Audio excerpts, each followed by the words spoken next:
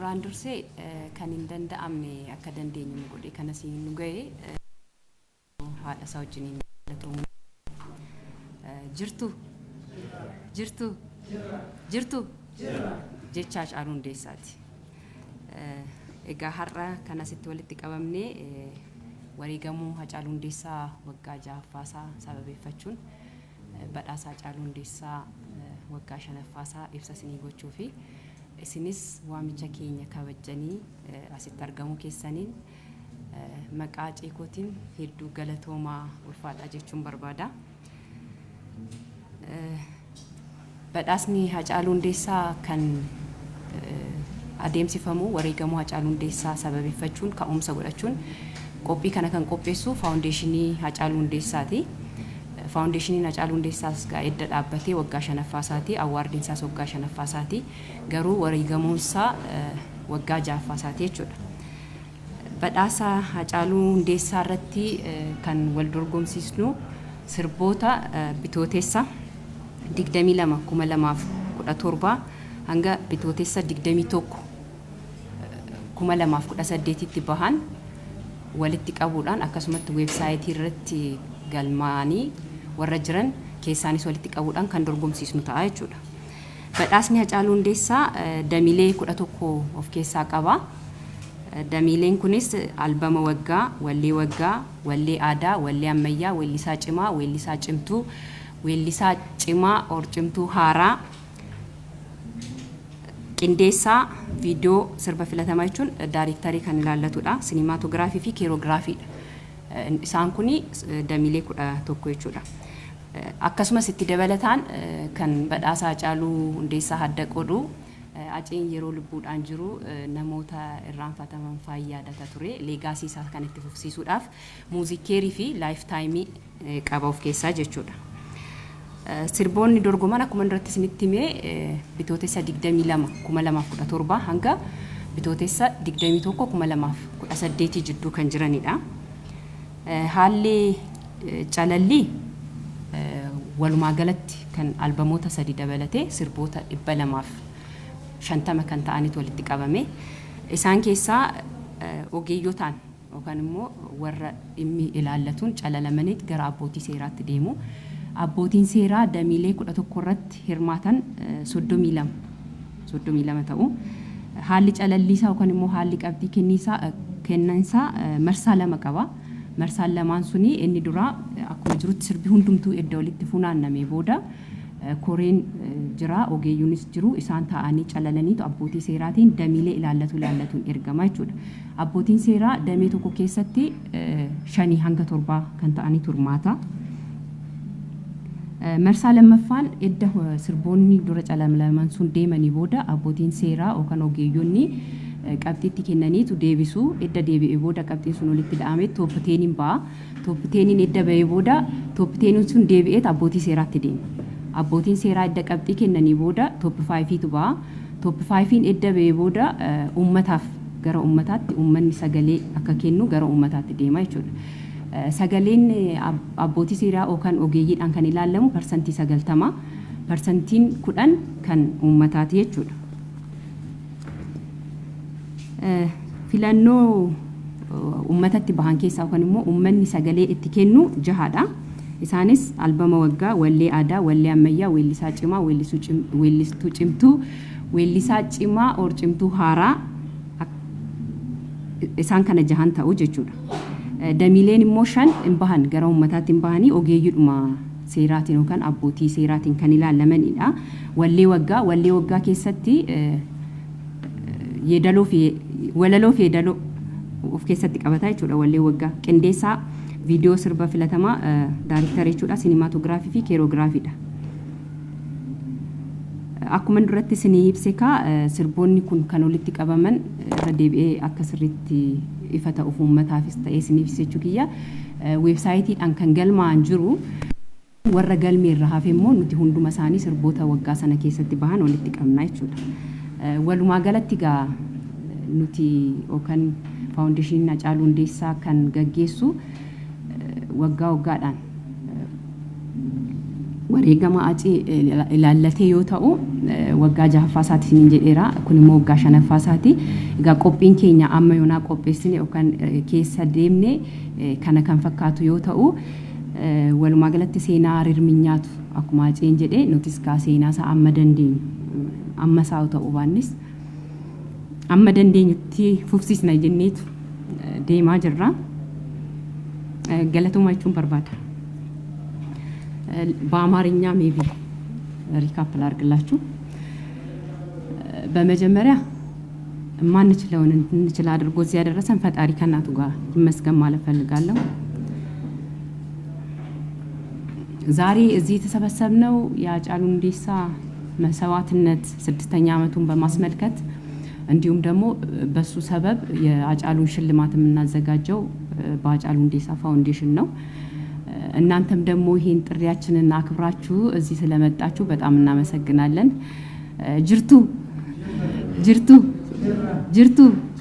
ጅርቱ ማለት አላችሁ ማለት ነው ብሏል ይሄ ንግግር ያጪ ንግግር ነውና በድጋሚ ጥሪያችንን አክብራችሁ ስለመጣችሁ ባጪ ስም አመሰግናለሁ እናመሰግናለን የአጫሉ ሁንዴሳ ሽልማት የሚዘጋጀው በየአመቱ የአጼን መስዋዕትነት በማስመልከት ነው በማስመልከት የሚካሄድ የዘፈን ወይ ደግሞ የሙዚቃ ስራዎችን አንድ ላይ ለቅመን እሱም የሚለቅመው ወይ በዌብሳይት የሚመዘገቡ አሉ ከሱ ደግሞ እሱ ላይ ተመዝግበው የቀሩትን ደግሞ በውስጥኛ እንሰበስባለን ተሰብስበው ነው የሚወዳደሩት ይሄ ውድድር የሚካሄደው በአንድ አመት ውስጥ የወጡ ወይን ደግሞ የተሰሩ ስራዎች ናቸው እሱም ከሰኔ 22 2017 እስከ ሰኔ 21 2018 ድረስ ያሉት ስራዎች ናቸው ወደ ውድድሩ የሚገቡት ማለት ነው እነዚህ ስራዎች ሶስት አይነት እንትን አላቸው ወይ ደግሞ ሁለት አይነት ነው አካሄዱ ማለት ነው መጀመሪያ የተሰበሰቡት እንትን ይቅርታ እንግዲህ ኮሪያ አማሪፋን ስለዚህ ኮሚቴው ይሰበሰብና ባለሙያዎቹም አንድ ላይ ሆኑና ያ የተሰበሰበው አልበምን ጨምሮ 250 ዘፈኖች ናቸው እነዛ የተሰበሰቡት መጀመሪያ ይጣራሉ ከተጣሩ በኋላ ወደ ዳኞች ይሄዳሉ ዳኞች ለተሰጣቸው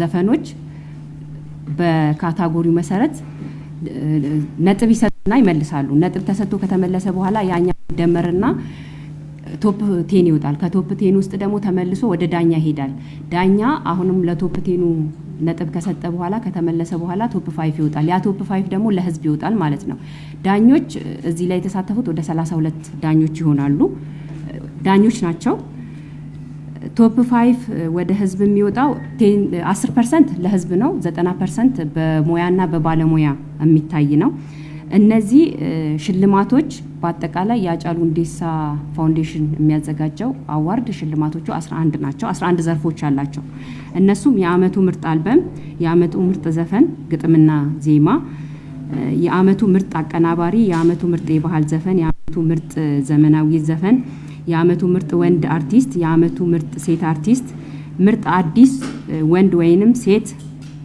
አርቲስት ምርጥ የአመቱ ሙዚቃ ቪዲዮ ዳይሬክተር እና የሚመለከተው ምርጥ የአመቱ ሲኒማቶግራፈር እና ምርጥ ባህላዊ ውዝዋዜ ኮሪዮግራፊ ማለት ነው በተጨማሪም የአጼን አዋርድ ያደርገዋል ብለን የምናስበው አጼ በህይወት እያለ የተረሱ ሰዎችን ወይ ደግሞ አንዳንድ ሰዎችን ሄዶ ይጠይቃል እኛም ይሄንን የሱ ሌጋሲ ለማስቀጠል የአርቱን ብቻ ሳይሆን ሙዚኬር የሚባል ፕሮግራም ወይ ደግሞ እንተናለን እዛ ውስጥ በተጨማሪም ላይፍ ታይም አለን ማለት ነው ቅድም እንደገለጽኩላችሁ ያው ዳኞቹ ሁለቴ ነው የሚያዩት ሁለት ዙር ነው ያላቸው መጀመሪያ ሁሉንም ዘፈን ያሉ ከዛ ቶፕ 10 ይመጣል ቶፕ 10 ይመለስና ቶፕ 5 ይሆናል ቶፕ 5 ለህዝብ ይወጣል ከቶፕ 5 ውስጥ የህዝብ ድምጽ 10% ነው 90% የዳኛ ውጤት ይሆናል ማለት ነው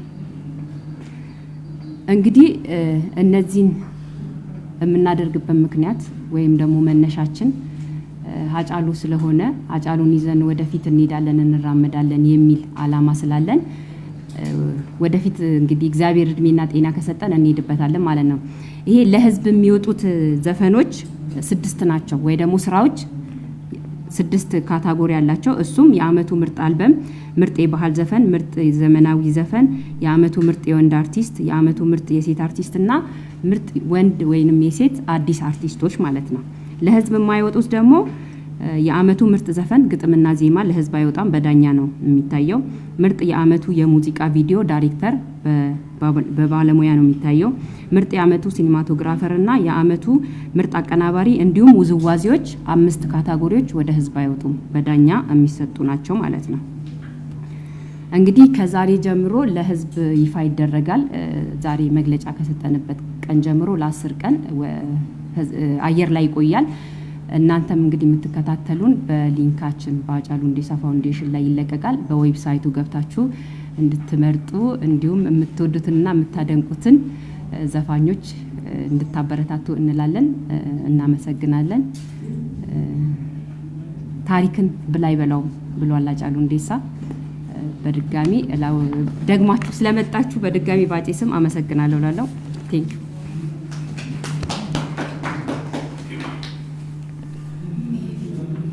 እዚህ ጋር ስለ ፋውንዴሽኑ ትንሽ ማብራሪያ እንዲሰጡን ኦቦ ዲንሳን ማናጀራ ፋውንዴሽን ያጫሉ ሁንዴሳቲ ጢቆ ዋይ ፋውንዴሽኒ ኢብሳ ከኑ ከነና ሱመረት ማድረጊያ ከንቲ ዲማ ከንጀዱ ጋር ማስማሚ ስለጋፈታ ሶክ ገለቶማ ያው አኩማ ኪያን አኩማ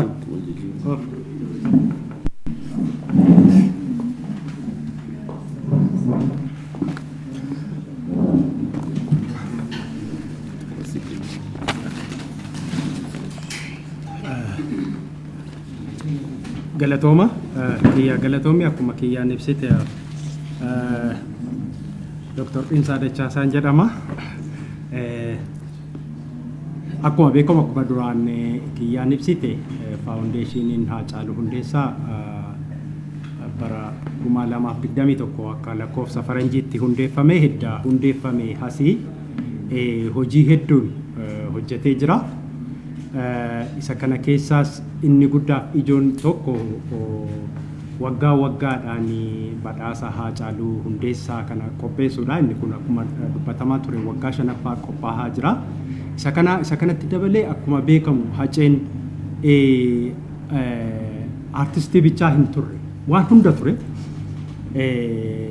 Waa'ee Hacee eenyutu dubbatee hin fitu beekumsa eenyu ol qaba. Kanarraa kan ka'e immoo gargaarsa namoota kufan namoota iddoo adda addaatti gataman deemee gargaaraa ture.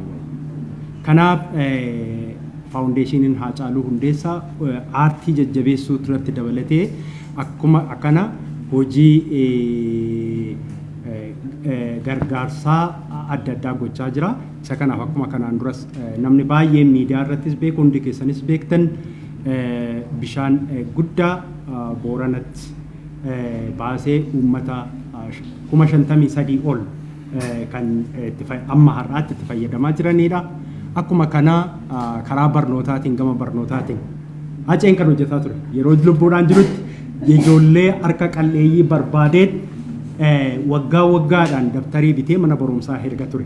Isa kana leegaasii isaa yookaan kennata isaa itti fufsiisuudhaaf faawundeeshiniin Haacaaluu Hundeessaa ijoollee gara 60 dhaabbataan bara 2022 kaasee hanga har'aatti magaalaa Amboo fi magaalaa Sabbataa keessa ijoollee harka qalleeyyii barnoota irratti hanga ammaatti deeggaraa jira. Akkuma kana immoo yaa hojiin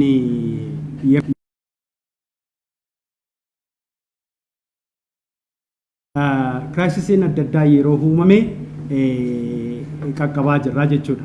Fakkeenyaaf yoo fudhanne bara darbe kana 2024 irratti yeroo bishaan lagdi Awaash guutee uummata kibba lixa shawaa fi lixa shawaa buqqise yeroo sanallee gargaarsa barbaachisaa ta'e gooneerra. Akkuma kana kaaba shawaatti akkuma kana sochii lafaatiin uummanni kaaba shawaa keessa jiran buqqaanee turanii yeroo sanallee isaan qaqqabnee ture. Akkuma kana yeroo adda addaa Boorana keessatti gogiinsa sababa hongeetiin namoonni rakkataa turan nyaataa fi wantoota adda addaa geessee kennaa ture. Karaa fayyaatiinis sababa walitti bu'iinsa konfliktiidhaan kan ka'e lixa Wallaggaa keessatti uummanni Wallaggaa akkuma beektan loliisa adda addaatiin iddoo isaatii qe'eesaatii buqqa'aa ture. Isa kanaaf yeroo adda addaa deebisee qoricha meeshaa adda addaa geessee kanaan gargaaraa ture. Ammas gara fuulduraattis isa kana egaa karaa adda addaatiin kanuma itti fufu ta'a jechuudha. Gabaabinumatti hojii gurguddoo kana hojjetaa jira. Gara fuulduraattis immoo bal'isnee wantoota gurguddoo itti adeemaa jirra. Isa kana kan itti adeemuu dandeenyus karuma keessaniin isinuma qabannee uummata hacee jaalatu biyya hacee jaalatu qabanneeti kan itti adeemnu. Hojii immoo gurguddoo akka yaadaatti wantoota gurguddoo keessumaa wanta lama akka gurguddootti qabannee jirra. Isa kana akka boordiitti itti mari'atamaa jira. Gaafa boordiin murteessee adeemsa isteeppii ta'e deeme immoo gara keessan gara uummataatti ifa goonee kan qabannee itti adeemnu ta'a jechuudha. Gabaabinumaan kana fakkaata. Galatooma.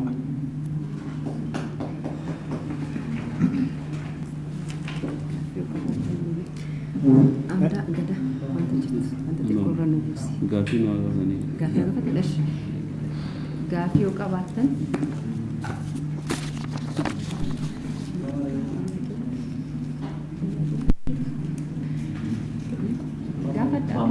ችግር ጥያቄ ያለው ሰው ጥያቄ ያለው ሰው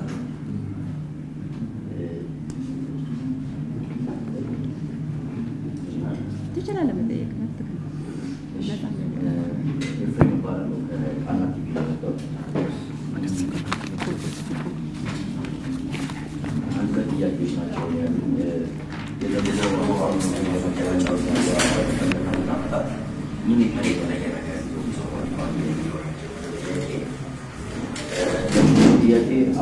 አዋጁ በሙዚቃ ብቻ የተገደበ ነው ነውስ ሌሎች የጥበብ ዘርፎችን አቅዷል የሚለው ነው። በሶስተኛነት ምንድነው አዋጁ በኢትዮጵያ የሙዚቃ ጥበብ ዘርፍ ላይ ምን ያህል ተጽዕኖ ይፈጥራል ብላችሁ ታስባላችሁ? ሌላው ምንድነው የሱን ስም የተሸከመ አዋርድ ነው። ያ አዋርድና በቀጣይ ዓመታት ወደ አህጉራዊ ወይም ዓለም አቀፍ ደረጃ ለማሳደግ ካሁኑ የጀመራችሁ ጥረት አለ ወይ? አመሰግናለሁ።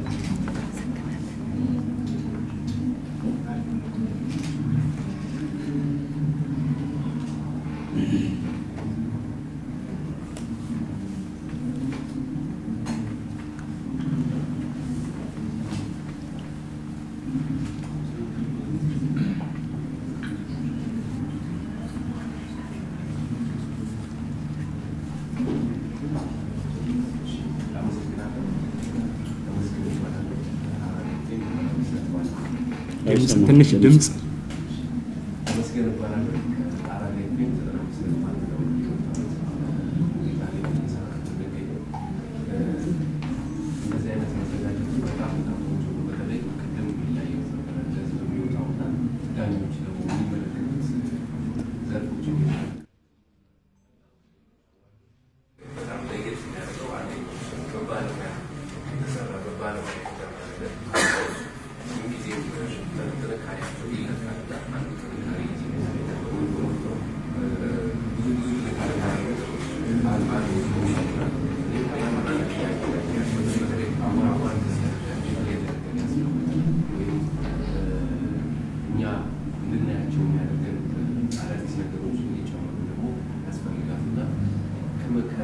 የተለየው ነገር እንዳለ ሆኖ ምን አዳዲስ ነገሮች ተጨምሯል?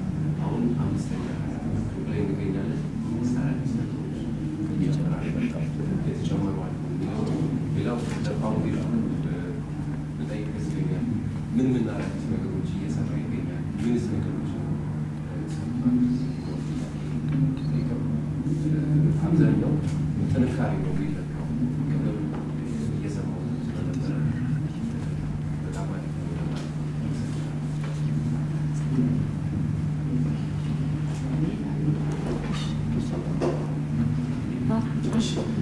እኔ ባልደረቤ አብዛኞቹ ጥያቄዎች ጠይቋቸዋል። የቀረውን ይላል ሄኖክ ባለው ከቃና ነው ስፔሻሊ ኢንፎርሜሽን ላይ ያው ዘናዛኝ ሀጫሉ ዲሳላ ተመለከተ ኤፌክት ይኖራልና ሀጫሉ አዋርድ በደንብ እናውቀዋለን በሚዲያ በደንብ ኤክስፖዝ የሆነና በደንብ የሚታወቅ ሶሻል ሚዲያው በሚዲያው ጭምር ይሄ አዋርድ የሚከናወነው በፋውንዴሽኑ ስር ነው። ግን ደግሞ ከፋውንዴሽኑ በላይ ስም ይዟል አሁን ላይ እና ፋውንዴሽኑ ውስጥ ለምን በዚህ ልክ ለሚዲያ ኤክስፖዝ አልሆነም? የሰራቸው ስራዎች ወይም የተለያዩ ነገሮች ለምን በደንብ በሚኒስትሪሙም ሆነ በሶሻል ሚዲያዎቹ ላይ በሀጫሉ አዋርድ ልክ ለምን አላወቅ ነው ሌሎች ፋውንዴሽኖች ማለት ነው እና እሱ ላይ የመስራት ሀሳብ አላችሁ ወይ?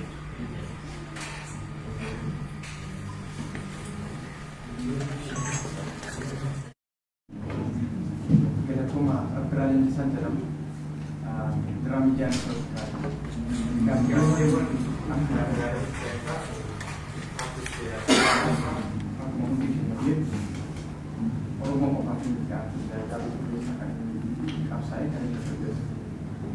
Wan Oromo fi Oromia tu kana fego tu Orma Buddha Buddha Oromo ko berani kan setelah desa jalan Buddha kan sama program dia kan jalan Buddha kan angkiran sobat kenapa awardin atau desa putus lah artis tu tak sebab solat media kan ada putra Muhammad Mor ujin atau desa berat Oromo ko sontan sebab solat media kan ada tu sampai apa yang kita cari dulu karena cara mau pada dia Buddha juga nak ada mana awardin atau desa serta sebab solat media osoban Buddha ya jadi tiga pihak kawan kerana mota foundation ni kalau kita sebut kawan ni Kujiliwan kita akan mati Kujiliwan foundation kalau kita sebut dalam itu misalnya usaha media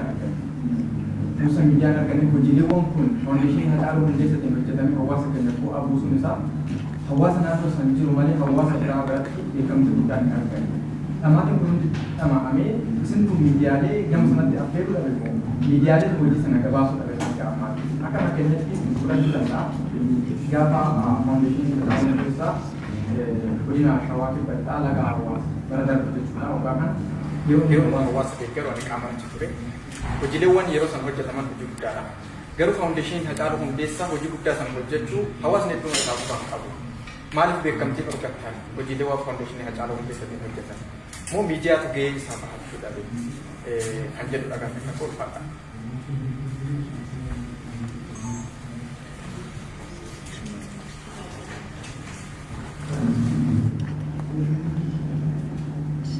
Gafi ngabdun dumi buat izador diri tu kemudian foundation ni sahaja gadat alar kembali semua desa Habib ya ጨው ሰዋት የሚዘጋጅበት ሰዓት ለውድድር የሚቀርቡ ስራዎች ወይም ሙዚቃ ስራዎች በኦሮምኛ ቋንቋ ብቻ የተዘጋጁ ናቸው። በሌሎች የኢትዮጵያ ቋንቋዎች የተዘጋጁ የኪነጥበብ ስራዎች ሁሉ ያቀርባሉ አይነት ነው።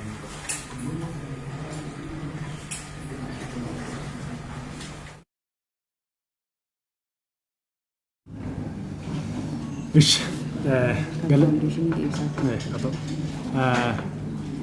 galatooma gaaffii murteessaa kaastaniittu kanaaf amma gaaffiidhuma faawundeeshinii ilaallatuun kaasa akchuwaalii awaardiin faawundeeshinii ilaallatu jechuu miti moor teeknikaalii waan ta'eef isa kiyyaa fi warra kaanii fanniisa keessuma gaaffiin lama kan faawundeeshinii ilaallatu hojii baay'een hojjetameera wal fakkaatu gaaffiin lama kan ka'ani hojiin baay'een karaa faawundeeshinii hojjetameera argatee hanga badhaasni kun mul'ataa jiru inni mul'ataa hin jiru maaliif hin mul'anne maaliif miidiyaadhaan immoo uwwisa miidiyaa argatee sirriitti hin mul'anne kan jedhu qaba lachuu gaaffiin lachuu asis duras kan ka'e kanaaf akkuma waliigalaatti akkuma warri isiniyyuu achii kaastanii hojiin hojjetamu faawundeeshiniidhuma jalatti hojjetama awwaardiin badhaanni kunis immoo asuma faawundeeshinii jalatti hojjetama. Garuu yoo hojjetamu teeknikaal warra namoota aartiitu hojjeta waan ta'eef malee faawundeeshinuma kana jala jechuudha. Garuu hojiidhuma faawundeeshiniin hojjetudha awwaardiinis. Isa kan biraa kophaatti kan hojiiwwan faawundeeshiniin hojjetu akka awwaardii kanaatti sirriitti awwaardiis yeroo baay'ee tokko gaafa kanaaf qophoofnu akkuma har'aa kana miidiyaa waamamanitti ibsi kennamee sanarraa kan ka'e gaafa awwaardii sanas akkuma kanatti ba'a. Isa kana dhuguma gaafa hojichi sun hojjetamu ibsa miidiyaa akkasittiin argatamu garuu karaa gama maalinni sooshaal miidiyaa ofii qabnu feesbuukii qabnu irratti hin gallakkifamu ammallee jira kanas duras jira namoonni baay'een isarratti ilaalu akkasitti garuu wantoota hojjennu kana miidiyaa waamnee uwwisa miidiyaa akkasitti hin arganne garaagarummaan isaa isa kanaan alatti garuu sooshaal miidiyaa irra jira waan inni kun uwwisa miidiyaa akkasitti waan argateef isa sana sooshaal miidiyaa irrattis awwaardiin yeroo hundumaa in ilaalama namni baay'een galee ilaala in arga. Isa sana garuu in hojjennee feesbuukiidhuma fuuluma feesbuukii keenya irratti in maxxanfama. Karaa sanaatiin warri aksas godhan inuma aksas godhu gara fuulduraatti akkamitti immoo hojii hojjetaman kan akka inni kunis uwwisa miidiyaa akkasitti argatee gara uummataatti baasna isa jedhu irratti hojjenna galtee isinirraa arganneen inputii isinirraa fudhanneen akka boordiitti mari'annee irratti ittiin hojjenna baay'ee galatooma.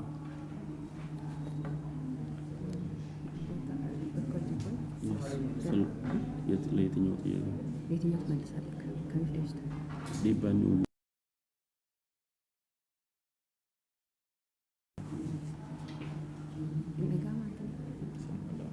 I think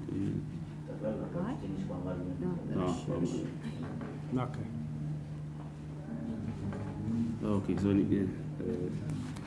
እሱ ለጠየቀው ጥያቄ ኮንተንቱን ኦኬ እንቀያየር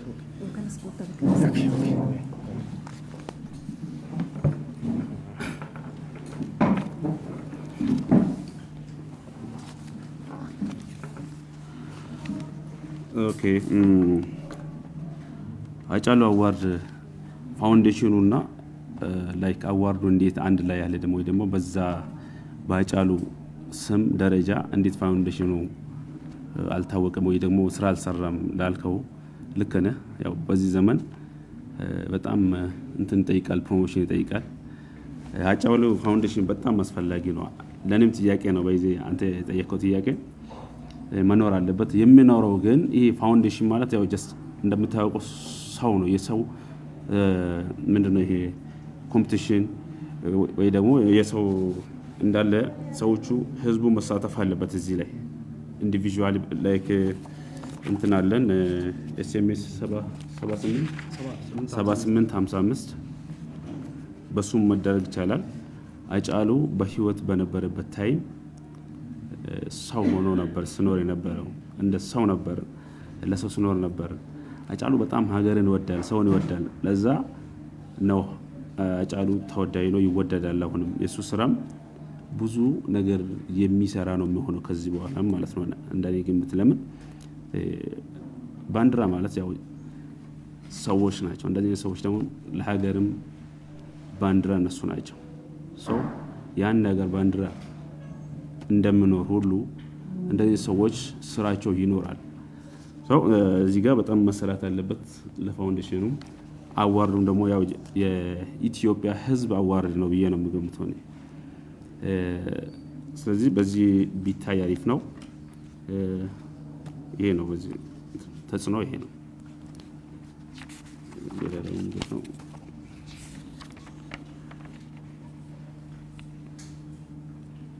ተቀራራቢ ነው በጣም ባይዞ ጥያቄዎች አይደል? አፋን ኦሮሞቲን ዋን ንጋፈትከን ወንቲ ወሊገለት አም ወልፈካተ ጋፊ ፋውንዴሽን ሃጫሉ አዋርዲ ሃጫሉ ሁንዴሳ አከሚቲ አዋርድ ቻገድተ ደንደዮ ከነሞ ሀገ መቃይሳ የውጀታን ጅሮ ከነሞ እንቤከም ነው መተበረከ ጀዱፍ kun teknikalii waan jarri hojjechuu qaban faawundeeshinii hojjechuu qaban isaanii dhiisne hirmaannaa uummataa fi dhaabbolee gurguddaa barbaachisa. Kana keessatti ammoo uummatni keenya Hacaaluun nama akkamii akka ture maal akka ta'e hin beekna. Itti xiyyeeffannoodhaan faawundeeshiniin kun qabeenya uummataa, qabeenya namoota inni gargaaraa ture, qabeenya barattoota lafaa dhufoo akkasumas bishaan baasuu jechuun waan guddaadha. Ammas Hacaaluun lubbuunis darbu hojiin isaa jiraataa jira. Kana kan jiraachisu immoo uummata isaati. Anillee akka nama tokkootti abdii guddaan qaba akka uummanni kiyya Hacaaluu hin jaalata. Leegasiin Hacaaluu akka itti fufu jechuudha. Kana hojii waloo barbaachisa uummataa fi faawundeeshinii yookiin immoo qaamni dhimmi kun ilaallatu uummata awareness gahaa uume achiin booda immoo feedback isaa bareedaa ta'ee yaada kana garsiin itti fufna.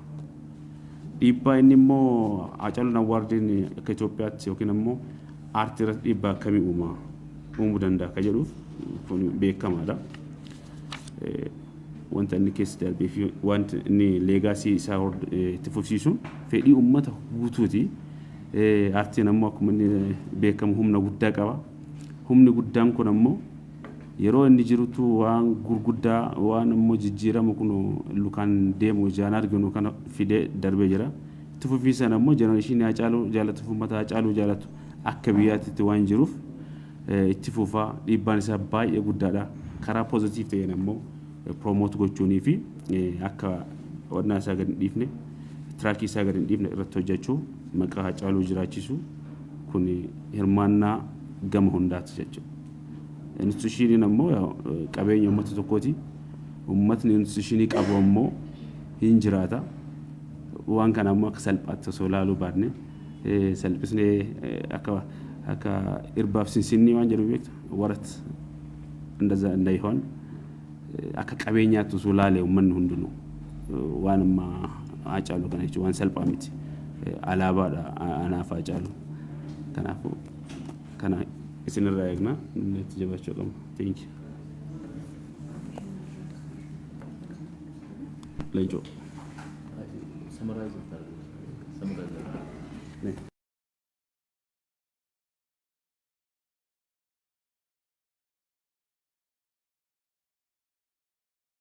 ገለቶማ ረዲዮዳን ገለቶማ እንጀራ ላንተ ለኤፍሬም ጥያቄ ልመልስለት ምን አዲስ ነገር የተለየ ነገር አለው ለምትለው ለኔ ሁሌም አዲስ ነገር Hacaaluu ነው። በነገራችን ላይ ከሰማይ በታች ከምድር በላይ Hacaaluu ነው ለኔ አዲስ ነገር። በHacaaluu ውስጥ ሆነን ግን ምን አዲስ ነገር እንሰራለን ብለን መጠየቅ እንችላለን። መፍጠርም አንችልም። ነገሮችን ጨርሶ ሄዷል እሱ ራሱ። ግን እሱ የጣለልን ነገር ደግሞ የተወልንን ነገር ለማስቀጠል ነው ይሄን ያህልም እየሰራን ያለ ነው። አንተ ተረት አለው አጬ አከቲ ገልቱ ገልቴቱ ገባዳን ገለጀቲ ወደ አማርኛ መቀየሩን ባልችለውም ማለት ነው። እና እንዴት ሆነን እዚህ እንደደረስን ፈጣሪና እኛ እናውቃለን። ውስጥ ያለው ሰው ያውቃል። ውጪ ሆኖ ለሚመለከተው ተመልካች ምንም ላይመስል ይችላል። ሁሌም እኔ እግዚአብሔርን አመሰግናለሁ። ከእግዚአብሔር ቀጥዬ አጬን ነው የማመሰግነው። ከአጬ ቀጥዬ ደግሞ ይሄ ነገር እዚህ እንዲደርስ ብዙ ጥረት የሚያደርጉ የጀርባ አጥንቶች የሚባሉ አሉ። እነሱ ባይኖሩ እኛም እዚህ ባልደረሰን። ወደፊትም እነሱ ሲኖሩ ነው የምንቀጥለው። በተጨማሪም እናንተም ደግሞ አንድ የዚህ ፕሮግራም ወይ ደግሞ የዚህ ሌጋሲ የጀርባ አጥንት ስለሆናችሁ ወደፊት ለምንሰራው ስራ ተስፋ አለን ከእናንተ ላይ የምንፈልገው ነገር ስላለ ማለት ነው። እና አዲስ ነገር ለኔ Hacaaluuና Hacaaluu ብቻ ነው። ይሄ ነው አዲስ ነገር ልልህ አልችልም። በተጨማሪ ደግሞ የፕሮግራሙ ዕለት ምን አዲስ ነገር አለ ለሚለው በዛ ላይ ታድማችሁ እንድታዩ እፈልጋለሁ። ወደ ዓለም አቀፍ ደረጃ ለማሳደግ ምን ጥረት አላችሁ ወይ ደግሞ ምን ታደርጋላችሁ ለተባለው ሕፃን ልጅ ሲያድግ እንግዲህ ቀስ ብሎ አይደለም የሚያድገው፣ ሂደት አለው። ሁሉም በሂደት ነው የሚያድገውና በሂደት እየሄድን አሁን 5 ዓመት ደርሰናል። ለውጣችንን እኛ ላናቅ እንችላለን። እስቲ ይሄ ነው ያለው ለውጥ ይሄ ነው ይሄን አሻሽሉ ብላችሁ እናንተ ለኛ አስተያየት ስጡንና አንድ ላይ ሆነን የአጬን አዋርድም ሆነ የአጬን ፋውንዴሽን እናሳድግ ነው የምለው። ለእናንተ ነው መልሼ የምሰጠው፣ የእናንተን ጥያቄ መልሼ ለእናንተ ማለት ነው። ሌላው ደግሞ ለምንድን ነው በኪነ ጥበብ ዘርፍ ተጽዕኖ እንግዲህ ተጽዕኖውን እናንተ ራሳችሁ ብትነግሩኝ ይሻለኛል። እኔ የአጬን ተጽዕኖ ታውቃላችሁ፣ እንግዲህ ከኔ በላይ እናንተ ታውቃላችሁ። እኔ በማውቀው ደረጃ አውቀዋለሁ። እኔ ከማውቀው በላይ ደግሞ ህዝቡም ያውቀዋል፣ አድናቂውም ያውቃል ምን አይነት ሰው እንደሆነ። በዛ ልክ ሄደናል ወይ ለሚለው እንዳልኩ ገና ትንሽ እርምጃ እየተራመድን ነው። ብዙ ይቀረናል፣ ብዙ እንሰራለን። ያን ስራ ለመስራት ግን ብዙ የሚያስፈልጉን ነገሮች አሉ። በኢትዮጵያ ወይ ደግሞ በሀገራችን ወደ 60 ሚሊዮን ከዛ በላይ የኦሮሞ ነው ከዛ በላይ አሉ ይባላል። 100 ምናምን ሚሊዮን አለ። 150 130 ሚሊዮን ሲኖር በቀን 78 61 ላይ አንድ ብር 7855 ላይ አንድ ብር ቢጥልልን እስቲ ምን ያህል ስራ እንሰራለን ብላችሁ ራሳችሁ ካልኩሌት አድርጉ። ይሄ መልእክት ለእናንተ ብቻ ሳይሆን ለሁሉም ነው፣ ለሚመለከተው ሁሉ ነው ማስተላልፈው በዚህ አጋጣሚ ማለት ነው። ፋውንዴሽን ሲባል አንዳንዴ ብዙ ነገር ያለው የተረፈው ወይ ደግሞ በቃ እንዴት ብዬ እንደምናገር አላውቅም። አሁን እዚህ ጋር ስንመጣ ባዶ ነበረ፣ እናንተ ስትመጡ ነው የሞላበት። ፋውንዴሽንም እንደዛ ነው። ሰዎች ሲመጡበት ደግሞ ሰዎች በሚሰጡት ነገር ሙሉ እንሆናለን። ከዛ ውጭ ግን ምንም መስራትም አንችልም፣ መንቀሳቀስም አንችልም። ሰውም ህዝቡም ይሄን እንዲያቀልን እንፈልጋለን ማለት ነው። እስካሁን እየሰራን ያለ ነው በዘፈን ዘርፍ ነው እየሰራን ያለ ነው። ወደ ሌላ ዘርፍ አልሄድንም። ልክ አርት ውስጥ ያለውን ነገር እንጨርስና ወደፊት ነው የምላችሁ። ይሄን ብቻችንን አይደለም የምንሰራው፣ እናንተም ከኛ ጋር ሆናችሁ እያገዛችሁን ወደፊት የምንሰራው ስራ ስለሆነ የኦሮሞ ውስጥ ያለውን አርት ከጨረስን በኋላ ብዙ ዘርፎች አሉት አይደል? እሱ ራሱ አሁን ትንሹን ዘርፍ ነው ያዝነው፣ ቢያንስ 11 ነው ያዝነው። ከዛ በላይ ነው ያለው ዘርፍ። እሱን ከጨረስን በኋላ እንግዲህ ወደ ሀገር አቀፍም ወደ ዓለም አቀፍም እንሄዳለን። ይህንንም የምንሄደው አንደኛ እግዚአብሔር ከፈቀደ ነው፣ ሁለተኛ ደግሞ የእናንተ ድጋፍ ሲኖር ነው ማለት እፈልጋለሁ። ባጭሩ ከመለስኩልህ ማለት ነው።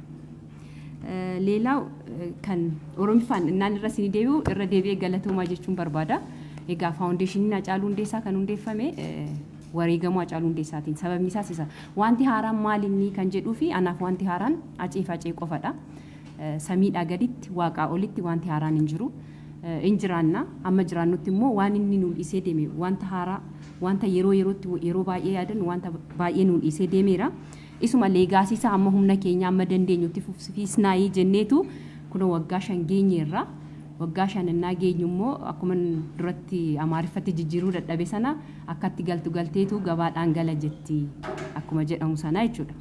Akkatti dhufnee waaqaa fi nutu beeka as geenyeerra. Nuti as ga'uu keenyaaf immoo warri dugunguruu duddaa nu ta'anii asiin nu gahan jiru waaqa gaditti aceettaanii jechuudha. Gara fuulduraatti akkamitti deemna kan jennuufi uummanni keenya uummata bal'aadha. Uummanni bal'aan kun egaa otoo jiraachuu baatte gaarii turte egaa utuu 78 55 irratti guyyaatti qarshii tokkodha. 78 55 irratti miliyoonni yookaan immoo uummanni biyya kana keessa jiru guyyaatti otoo birrii sana galchee hojii akkamii hojjannaa kan jedhu isiniyyuu tilmaama. Hojii manaa kana nuuf qofa otoo hin taane isiniif isin kennina. Faawundeeshinii jechuun mana duwwaadha.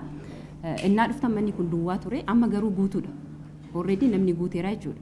So innaa uummannis isinis nu wajjiniin taatanii hojjannu aceen faajjii keenya jedheen faajiidhaan ala akkaataan itti ibsuun beekuun aceen karaan itti ibsuus hin qabu, waan itti ibsuus hin qabu.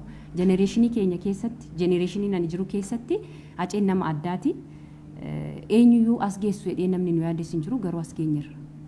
Waaqa gaditti aceettaanii namoota nu gargaaran ittaanii jechuudha. Amma immoo asumaan ergaa koo kan inni dabarfachuu barbaadu uummanni biyya keessaas biyya alaas akkaataa kamiin mana duwwaa kanaan guunnee uummatuma wajjin taaneet uummata gargaarra yookaan immoo uummataaf hojjanna waan ta'eef akkasitti otoo nu laaltanii hundi keessaniyyuu nu cinaa dhaabbattanii jechuun faawundeeshinii Hacaaluu Hundeessaa cinaa jechuu kiyya.